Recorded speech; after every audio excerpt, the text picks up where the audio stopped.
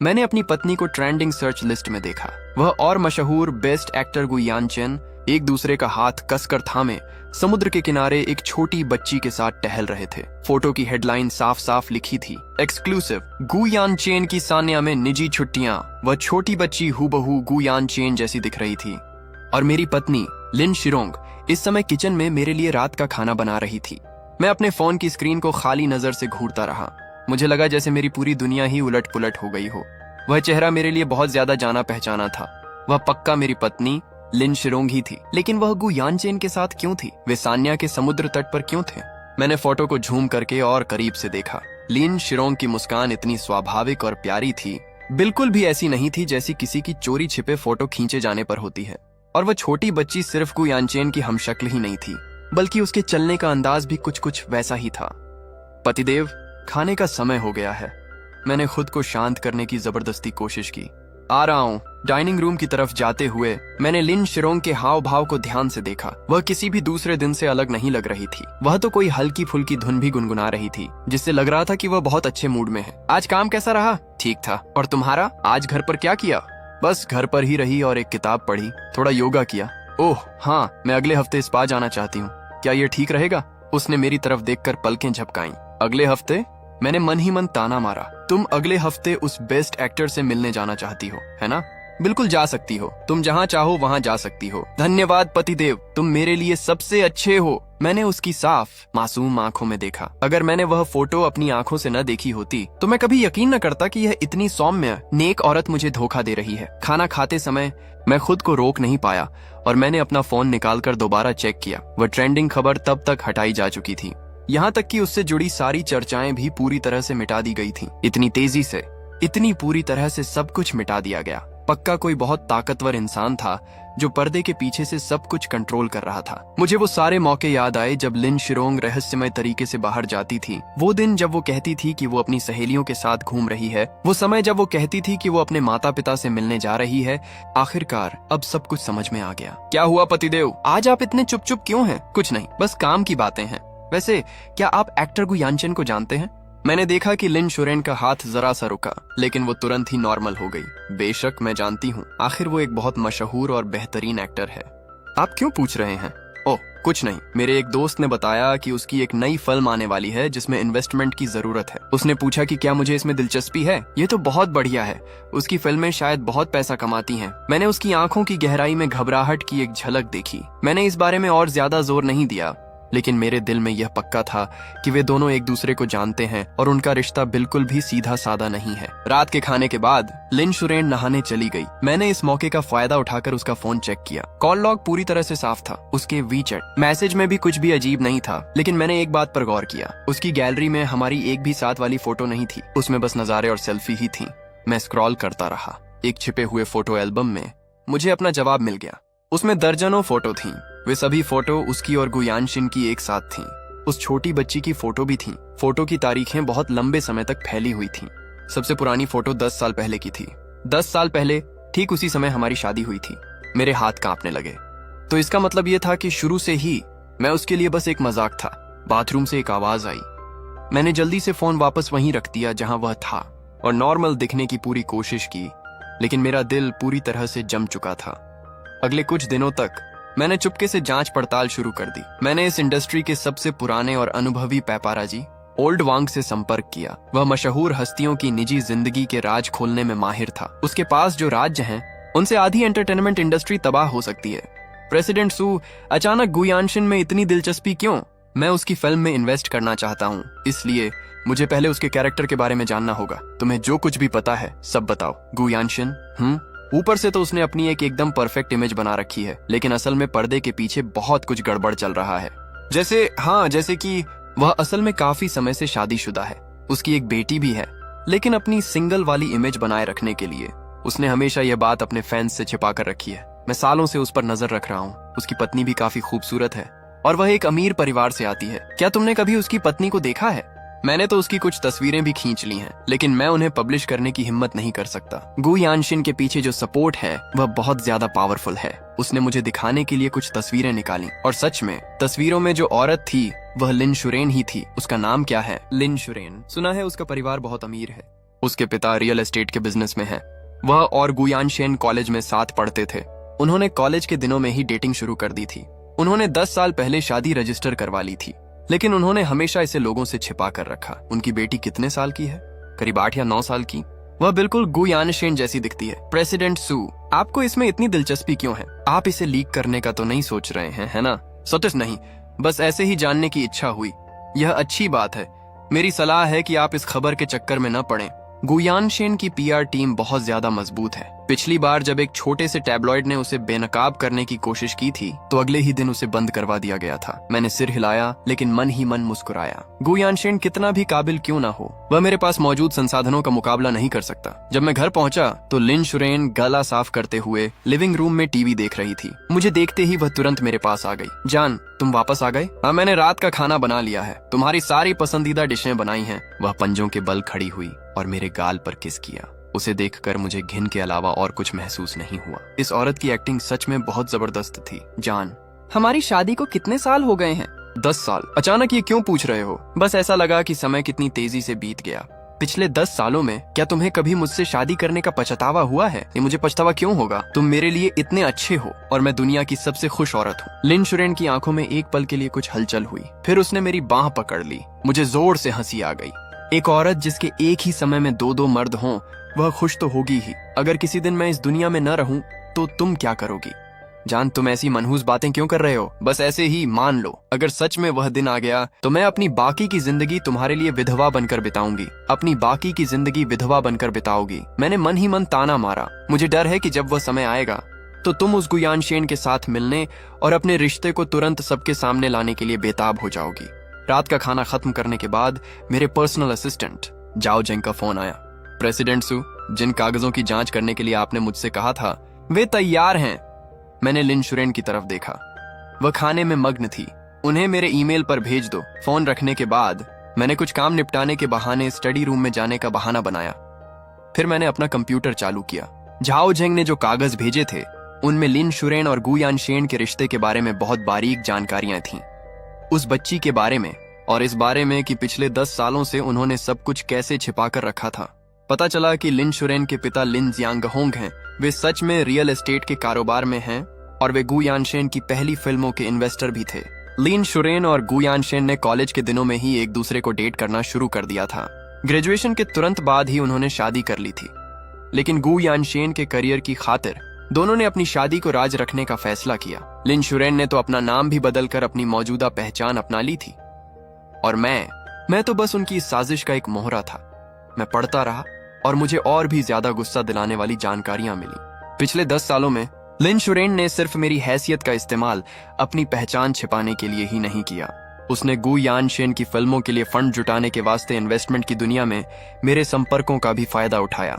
सालों पहले के वे प्रोजेक्ट, जिनके बारे में मुझे लगता था कि वे मुझे इत्तेफाक से मिले थे, असल में उनके पीछे भी उसी का हाथ था। मैंने पिछले कुछ सालों के बारे में सोचा। लिन शुरेन कभी कभी दोस्तों द्वारा सुझाए गए अच्छे प्रोजेक्ट्स का जिक्र करती थी। मुझे कुछ खास कलाकारों की तारीफ में कही गई उसकी बातें याद आईं, जो उसने बिल्कुल सही समय पर की थी। मुझे एंटरटेनमेंट इंडस्ट्री में उसकी अजीब सी दिलचस्पी याद आई। पता चला कि सारे सुराग तो शुरू से ही वहीं मौजूद थे। कागजों के आखिर में एक डीएनए टेस्ट की रिपोर्ट थी। वह छोटी बच्ची सच में गुयान शेन की ही बेटी थी। उसका नाम गु न्यानशी था। मैंने अपना लैपटॉप बंद कर दिया। मेरे सीने पर ऐसा लग रहा था जैसे कोई भारी भरकम पत्थर रखा हो। 10 साल की शादी धोखे से भरा एक नाटक ही निकली। 10 साल का प्यार धोखे से भरा एक नाटक ही निकला। मेरी तरफ से पूरी तरह एक तरफा ही निकला। मैंने गहरी सांस ली और खुद को शांत रखने की कोशिश की। अगर वह 10 साल तक नाटक कर सकती है तो मैं भी नाटक कर सकता हूँ। लेकिन आज से खेल के नियम बदलने वाले हैं। अगले एक हफ्ते तक ऊपर से मैंने ऐसा दिखाया जैसे मुझे कुछ पता ही नहीं है, लेकिन चुपके से मैंने और सबूत इकट्ठा किए। मैंने 3 अलग अलग प्राइवेट जासूसों को काम पर रखा ताकि वे अलग अलग लिन शुरेन और गु यानचेन के आने जाने की जगहों की जांच कर सकें। बहुत जल्द ही मेरे पास उनके डेटिंग का पूरा शेड्यूल आ गया। पता चला कि इन सभी सालों में जब भी लिन शुरेन कहती थी कि वह अपनी सहेलियों के साथ बाहर जा रही है या अपने माता पिता के घर मिलने जा रही है, तो असल में वह गुयानचेन के साथ डेट पर जा रही होती थी। उनका एक पूरा रूटीन बना हुआ था। लिन शुरान एक दिन पहले ही बता देती थी कि वह बाहर जाना चाहती है, फिर अगली सुबह वह जल्दी निकल जाती थी। वह सबसे पहले गुयानचेन से मिलने एक होटल जाती थी। कभी कभी तो उस बच्चे को भी अपने साथ ले जाती थी, और मैं, ये बेवकूफ, न सिर्फ कभी शक नहीं करता था बल्कि अक्सर खुद ही उसे पैसे देता था और कहता था कि जाओ मजे करो। जिस बात ने मुझे और भी ज्यादा गुस्सा दिलाया वह यह थी कि मुझे पता चला कि गु यानचेन और इंडस्ट्री में उसके सभी दोस्त सब जानते थे कि उसकी एक पत्नी है। सिर्फ मैं, उसका असली पति, ही इस बात से अनजान था। एक इन्वेस्टमेंट सर्कल की दावत में मैंने जानबूझकर गु यानचेन का जिक्र छेड़ा। मैंने कहा, सुना है बेस्ट एक्टर गु की एक्टिंग काफी अच्छी है और उनकी निजी जिंदगी भी बहुत साफ सुथरी है। प्रेसिडेंट सू, आप तो बस ऐसे ही पूछ रहे हैं, जबकि आपको जवाब पहले से ही पता है। गु यानचेन की निजी जिंदगी साफ सुथरी? अरे उसकी तो पहले से ही एक पत्नी और बच्चा है, इसमें साफ सुथरा क्या है? अरे उसकी शादी हो चुकी है, बस उसने ये बात अभी तक पब्लिक में नहीं बताई है। उसकी पत्नी तो एक अमीर परिवार से भी है। सुना है उसने किसी इन्वेस्टर से शादी की है, लेकिन मैंने तो यह सुना है कि वह इन्वेस्टर अपनी पत्नी के धोखे का शिकार हो रहा है और उसे इस बात का पता भी नहीं है। सच में बहुत ही दयनीय हालत है। कौन है वह इन्वेस्टर, ये मुझे नहीं पता। मैंने तो बस इतना सुना है कि उसका सरनेम सू है, लेकिन ये बात हम दोनों के बीच ही रहनी चाहिए। आखिरकार गु यानचेन की पहुंच बहुत ऊपर तक है। सरनेम सू? मेरी नसों में बहता खून जैसे जम सा गया। तो इसका मतलब यह था कि मैं सिर्फ एक धोखा खाया हुआ पति ही नहीं था, बल्कि पूरी इंडस्ट्री के लिए एक मजाक का पात्र बन चुका था। मैंने अपने गुस्से को दबाया और उनके साथ बातचीत जारी रखी, लेकिन मेरे अंदर एक तूफान सा उमड़ रहा था। उस रात जब मैं घर पहुंचा तो मैंने अपने बदले की योजना बनाना शुरू कर दिया। क्योंकि उन्होंने मुझे 10 साल तक धोखा दिया था, इसलिए मैं उनसे इसकी 10 गुना कीमत वसूलूंगा। मैंने हर कदम की बहुत बारीकी से योजना बनाई। सबसे पहले मुझे इतने सबूत इकट्ठा करने थे कि वे अपने की से मुकर न सकें। इसके बाद मुझे वह सही मौका चुनना था जब मैं एक ही झटके में उनकी असलियत सबके सामने ला सकूं। और आखिर में मैं अपने संसाधनों और संपर्कों का इस्तेमाल करके उन्हें इस इंडस्ट्री से हमेशा के लिए बाहर का रास्ता दिखा दूंगा। मैं मन ही मन कल्पना कर रहा था कि कैसे लिन शुरान मेरे सामने घुटनों के बल बैठकर मुझसे भीख मांगेगी। ये सोचकर कि गु यानचेन की इज्जत पूरी तरह मिट्टी में मिल गई है, मेरा मूड थोड़ा बेहतर हुआ। लेकिन ये अभी भी काफी नहीं था। सिर्फ उनकी इज्जत मिट्टी में मिलाना 10 साल के धोखे का बदला लेने के लिए काफी नहीं था। मैं चाहता था कि उन्हें इसकी बहुत बड़ी कीमत चुकानी पड़े। ठीक उसी समय लिन शेरॉन ने स्टडी रूम के दरवाजे पर दस्तक दी। अभी तुम इतनी रात तक अभी भी काम कर रहे हो? मैंने तुम्हारे लिए थोड़ी चाय बनाई है। वह हाथ में चाय का कप लिए अंदर आई। उसके चेहरे पर एक प्यारी सी मुस्कान खिली हुई थी। अगर मुझे सच पता न होता तो मैं यकीनन उसकी इस अदाकारी से पिघल जाता। शुक्रिया। मैंने चाय का कप लिया और उसकी आंखों में देखा। अभी आजकल तुम्हारे मन में कुछ चल रहा है ना? ऐसा लगता है जैसे तुम हमेशा ख्यालों में खोए रहते हो। वह मेरे पास बैठ गई और चिंता भरी नजरों से मेरी ओर देखने लगी। कुछ नहीं, बस आजकल काम का थोड़ा ज्यादा बोझ है। तो फिर अपनी सेहत का भी ध्यान रखना। हमें अभी साथ में बूढ़ा होना है, तुम्हें पता है ना? उसने धीरे से मेरे कंधों की मालिश की। साथ में बूढ़ा होना, ये शब्द सुनकर मुझे जोर से हंसी आ गई। हनी, मैंने अचानक उसका हाथ पकड़ लिया। अगर किसी दिन मुझे पता चला कि तुम मुझे धोखा दे रही हो तो तुम्हें क्या लगता है मैं क्या करूंगा? अभी तुम ऐसी बातें क्यों कर रहे हो? मैं तुम्हें धोखा क्यों दूंगी? बस मान लो अगर तुमने मुझे धोखा दिया तो मैं तुम्हारी जिंदगी इतनी मुश्किल बना दूंगा कि तुम्हें इस दुनिया में पैदा होने पर ही पछतावा होगा। मैंने उसकी आंखों में घूर कर देखा। अभी तुम आज बहुत अजीब बर्ताव कर रहे हो। मैं तुम्हें कभी धोखा नहीं दूंगी, कसम से। उसका हाथ थोड़ा कांपा, लेकिन उसने तुरंत खुद को संभाला और कसम खाई। इस औरत में सच में बहुत हिम्मत थी। मैंने उसका हाथ छोड़ दिया और फिर से ऐसे बर्ताव करने लगा जैसे कुछ हुआ ही न हो। ठीक है, अब देर हो रही है, तुम जाकर सो जाओ। मैं थोड़ी देर और काम करूंगा। ठीक है, ज्यादा देर तक मत जागना। ठीक है। जब वह जाने लगी तो उसकी पीठ को देखते हुए मैं मन ही मन ठंडी हंसी हंसा। अगला दिन वीकेंड था। मैंने लिन शेरॉन के साथ मॉल जाने का प्रस्ताव रखा। सच में? तुमने तो कहा था कि आजकल तुम बहुत बिजी हो। मैं चाहे कितना भी बिजी क्यों ना हूँ, अपनी पत्नी के लिए तो समय निकालना ही पड़ेगा। चलो चलते हैं, आज हम थोड़ा आराम करेंगे, मैंने मुस्कुराते हुए कहा। तो फिर मुझे कपड़े बदलने जाने दो। लिन शेरॉन ने खुशी खुशी अपना हाथ मेरे हाथ में डाल लिया। उसे इतना उत्साहित देखकर मुझे और भी ज्यादा घिन महसूस हुई। उसे लगा कि मैं बस उसके साथ अच्छा बर्ताव कर रहा हूँ। असल में मैं तो बस आखिरी बार उसकी प्रतिक्रिया देखना चाहता था। मॉल में हम एक मूवी थिएटर के पास से गुजरे। पोस्टर पर गु यानचेन की नई फिल्म लगी हुई थी। मैंने सुना है कि यह फिल्म सच में बहुत अच्छी है। ओह सच में? तो चलो इसे देखने चलते हैं। क्या तुम्हें उसकी फिल्में देखना पसंद नहीं था? मुझे याद है कि पहले जब भी गु यानचेन का जिक्र होता था तो तुम हमेशा उसकी एक्टिंग को औसत दर्जे का बताकर उसकी बुराई करती थी। नहीं, मैंने ऐसा नहीं किया। मैंने कभी नहीं कहा कि मुझे उसकी फिल्में पसंद नहीं है। उसकी एक्टिंग तो असल में काफी अच्छी है, लिन शुरेन ने हड़बड़ाते हुए जवाब दिया। मैंने सिर हिलाया और उस बात को वहीं छोड़ दिया, लेकिन मेरे दिल में मेरा शक और पक्का हो गया। हम पूरी दोपहर घूमते रहे। मैंने लिन शुरेन के लिए बहुत सारी ज्वेलरी और महंगे कपड़े खरीदे। वह एक छोटे बच्चे की तरह खुश थी और लगातार मेरा शुक्रिया अदा कर रही थी। मेरे दिल में उदासी की एक लहर उठ गई। काश वह सच में मुझसे प्यार करती तो कितना अच्छा होता। जब हम उस शाम घर पहुंचे तो मुझे प्राइवेट जासूस का फोन आया। मिस्टर सू, हमें एक बहुत बड़ी बात पता चली है। मैं बालकनी में चला गया, यह पक्का करते हुए कि लिन शुरेन हमारी बातचीत न सुन पाए। बोलो।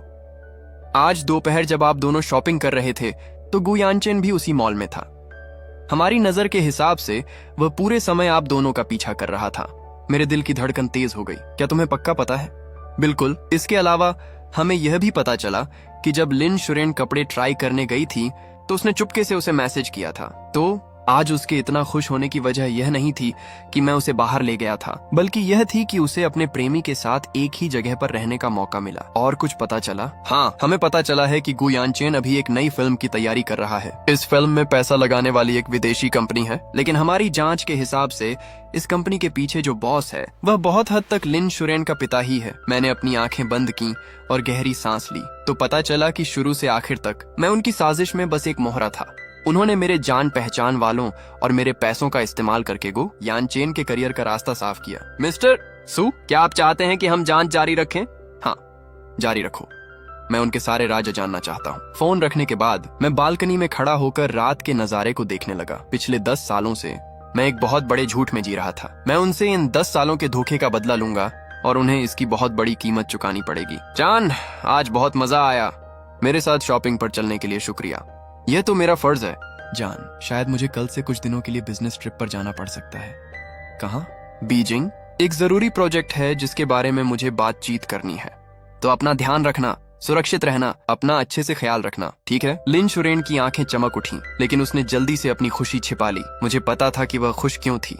जैसे ही मैं अपनी बिजनेस ट्रिप पर जाता, वह गु यानचेन के साथ रह सकती थी और सबके सामने डेट पर जा सकती थी। हाँ, मुझे पता है हनी, मैं तुमसे प्यार करता हूँ। मैं भी तुमसे प्यार करती हूँ। हाँ भी, ये आखिरी बार था जब मैं उससे कह रहा था कि मैं उससे प्यार करता हूँ। कल से हम दुश्मन होंगे, क्योंकि मैं बीजिंग में किसी बिजनेस ट्रिप पर नहीं जा रहा था। इसके बजाय मैं कंपनी के गेस्ट हाउस में रुका। अगली सुबह जल्दी मैंने सिक्योरिटी कैमरे से लिन शुरेन को घर से निकलते देखा। प्राइवेट जासूस ने तुरंत उसकी मंजिल की जानकारी दी। वह गु यानचेन के प्राइवेट विला में गई। मैं अपनी गाड़ी से उसके पीछे गया। विला कॉम्प्लेक्स के बाहर एक कैफे में बैठकर मुझे विला का मुख्य दरवाजा साफ दिखाई दे रहा था। 10:30 बजे एक काली BMW विला में दाखिल हुई। गाड़ी से जो आदमी बाहर निकला वह गु यानचेन था। 11 बजे एक और गाड़ी आई। एक छोटी बच्ची लगभग 8 या 9 साल की बाहर निकली। मैंने अपना कैमरा निकाला और उस दृश्य की एक एक बारीकी से तस्वीरें खींची। ये बच्ची गु यानशी थी, जो गु यानचेन और लिन शुरेन की बेटी थी। विला के अंदर उस 3 लोगों के खुश और प्यार भरे परिवार को देखकर मेरा दिल ऐसे दुख रहा था जैसे उसे चीरा जा रहा हो। ये जिंदगी मेरी होनी चाहिए थी। मेरे पास एक ऐसी पत्नी होनी चाहिए थी जो मुझसे प्यार करती, एक प्यारी बेटी और एक खुशहाल परिवार होना चाहिए था। लेकिन उन लोगों ने यह सब मुझसे छीन लिया। मैं पूरे दिन कैफे में बैठा रहा और ढेरों तस्वीरें खींचता रहा। ये तस्वीरें उन तीनों के पारिवारिक रिश्ते को साबित करने के लिए काफी थीं। शाम 5 बजे लिन शुरेन विला से बाहर निकली। उसने कपड़े बदल लिए थे और वह बहुत अच्छे मूड में लग रही थी। मैं उसके पीछे नहीं गया, मैं बस इंतजार करता रहा। 6:30 बजे गु यानचेन भी विला से बाहर निकला। वह भी बहुत खुश लग रहा था। उनकी मुस्कान देखकर मेरा गुस्सा 7वें आसमान पर पहुंच गया। उन्होंने 10 साल तक मेरे सामने नाटक किया और मेरी पीठ पीछे इतनी खुशहाल जिंदगी जी। उस रात जब मैं घर पहुंचा तो लिन शुरेन किचन में काम में व्यस्त थी। मुझे वापस आते देख वह तुरंत मेरे पास आ गई। अजी, आप वापस आ गए? आपने तो कहा था कि आप कुछ दिनों के लिए बिजनेस ट्रिप पर जा रहे हैं। प्रोजेक्ट की बातचीत जल्दी खत्म हो गई। ये तो बहुत अच्छी बात है। वह अपने पंजों पर खड़ी होकर मुझे चूमने ही वाली थी, लेकिन मैं पीछे हट गया। क्या बात है? क्या आप सच में बहुत थके हुए हैं? थोड़ा थका हुआ हूँ। चलो, मैं तुमसे एक सवाल पूछता हूँ, तुम्हें ईमानदारी से जवाब देना होगा। मैं सोफे पर बैठ गया। कौन सा सवाल? पिछले 10 सालों में क्या तुमने कभी मेरे साथ कुछ गलत किया है?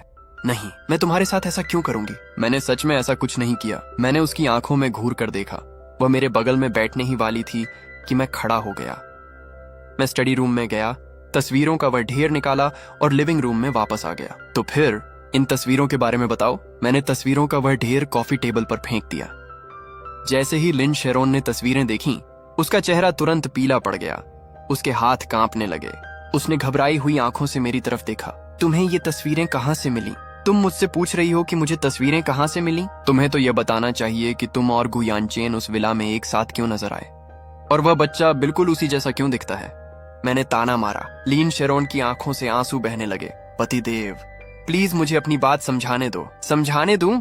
तुम क्या समझाओगी? ये समझाओ कि तुम दोनों पिछले 10 सालों से मुझे कैसे बेवकूफ बनाते रहे हो। ये समझाओ कि तुमने मेरे साथ एक पूरे बेवकूफ जैसा बर्ताव क्यों किया। नहीं, बात वैसी नहीं है जैसा तुम सोच रहे हो।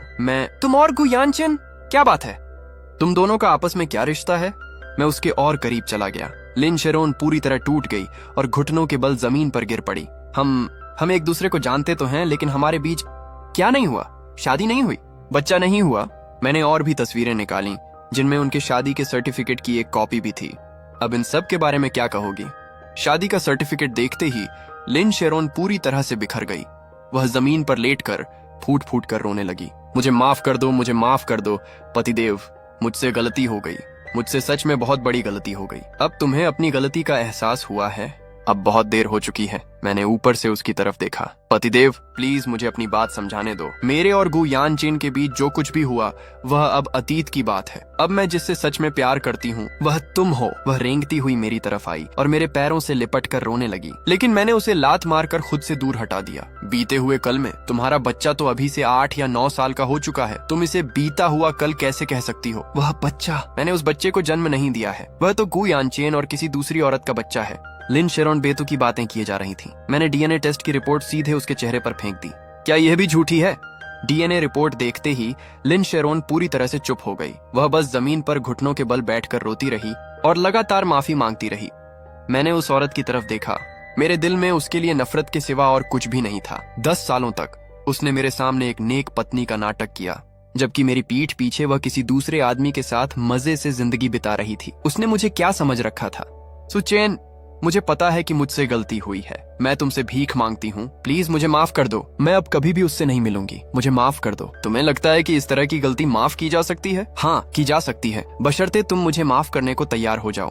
मैं कुछ भी करूंगी, कुछ भी जो तुम कहोगे। मुझे अपना प्लान याद आ गया। ठीक है, जब तुम कह ही रही हो कि तुम कुछ भी करने को तैयार हो, मैंने अपनी जेब से तलाक का वह एग्रीमेंट निकाला जिसे मैंने पहले से ही तैयार करके रखा था। इस पर दस्तखत कर दो। लिन शेरोन ने तलाक के कागजों की तरफ देखा और भी जोर से रोने लगी। नहीं पतिदेव, प्लीज तलाक मत लो। मुझे सच में अपनी गलती का एहसास हो गया है। दस्तखत करो। मेरी आवाज एकदम ठंडी और सख्त थी। मैं इस पर दस्तखत नहीं करूंगी। इस पर दस्तखत करने से तो बेहतर है कि मैं मर ही जाऊं। पतिदेव, क्या तुम मुझे बस एक मौका नहीं दे सकते? मैं सच में बदल जाऊंगी। लिन शेरोन, तुम्हें क्या लगता है, क्या मैं अब कभी भी तुम्हारी किसी बात पर यकीन करूंगा? तुमने 10 सालों तक मुझसे झूठ बोला है। अब मैं 1 मिनट के लिए भी तुम्हारा यह झूठा चेहरा नहीं देखना चाहता। ये कहते हुए मैंने उसे झटक दिया और दरवाजे की तरफ मुड़ गया। तुम्हारे पास सोचने के लिए 3 दिन है। इन 3 दिनों के अंदर या तो तुम इस पर दस्तखत कर दो या फिर मैं यह पक्का कर दूंगा कि तुम और गु यानचेन दोनों ही पूरी तरह से बर्बाद हो जाओ। मेरे पीछे लिन शेरोन के दिल चीर देने वाले सिसकने की आवाजें गूंज रही थीं, लेकिन मैंने पीछे मुड़कर नहीं देखा। ये खेल तो अभी बस शुरू ही हुआ है। अगले 3 दिनों तक लिन शेरोन ने मुझे वापस पाने के लिए हर मुमकिन कोशिश की।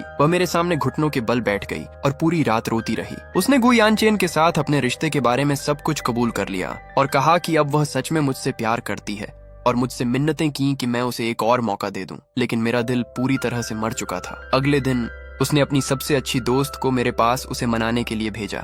मिस्टर सू, शेरोन को सच में अपनी गलती का एहसास हो गया है।